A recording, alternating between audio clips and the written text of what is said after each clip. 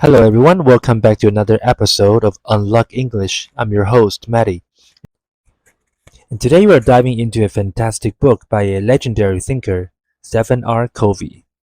You might know him for his massive bestseller, The 7 Habits of Highly Effective People, but today we're talking about his final major book, published in 2011, called The Third Alternative, Solving Life's Most Difficult Problems.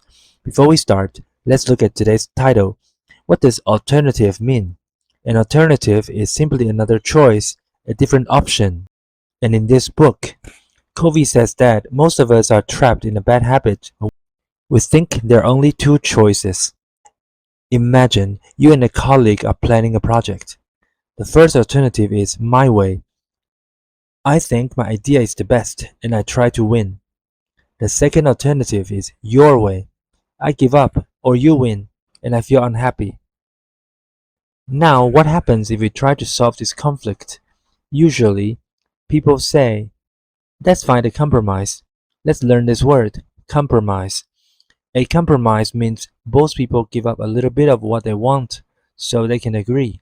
For example, if I want to sell the car for $10,000 and you want to buy it for $8,000, we compromise at $9,000. But Covey argues that compromise is actually a low-level solution. Why? Because nobody is truly happy.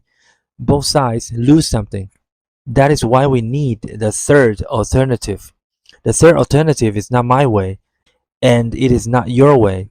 It is a higher way. It is a completely new solution that neither of us thought of before, where both sides. Covey calls this synergy.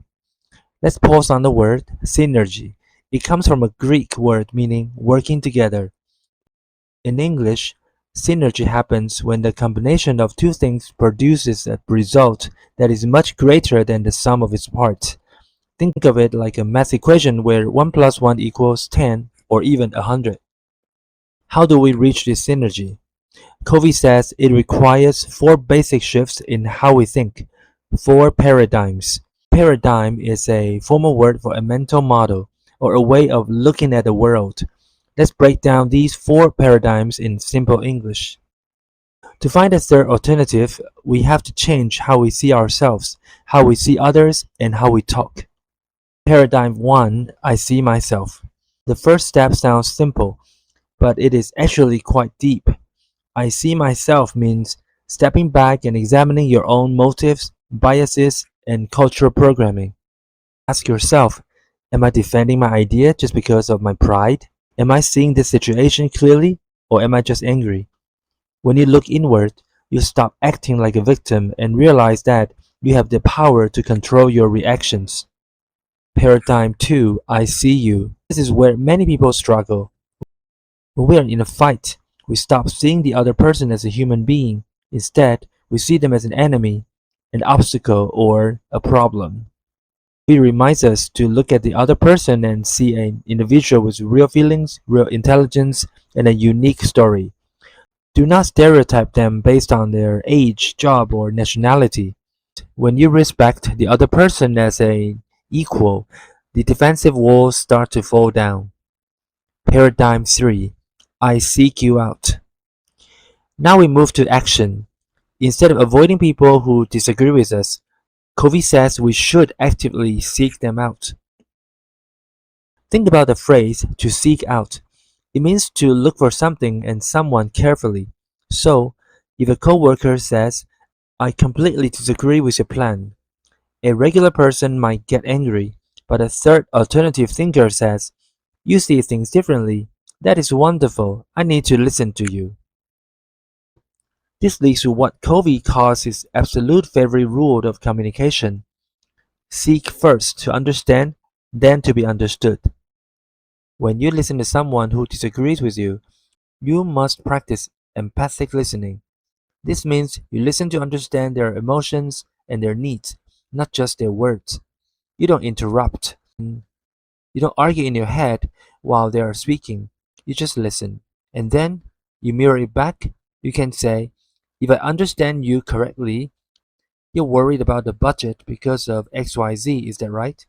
Once they feel truly understood, their anger disappears and they become ready to cooperate. Paradigm 4, I synergize with you. But once both people feel respected and understood, we can move to the final paradigm, creating the new solution together. You are no longer standing against each other. You are standing side by side, looking at the problem together.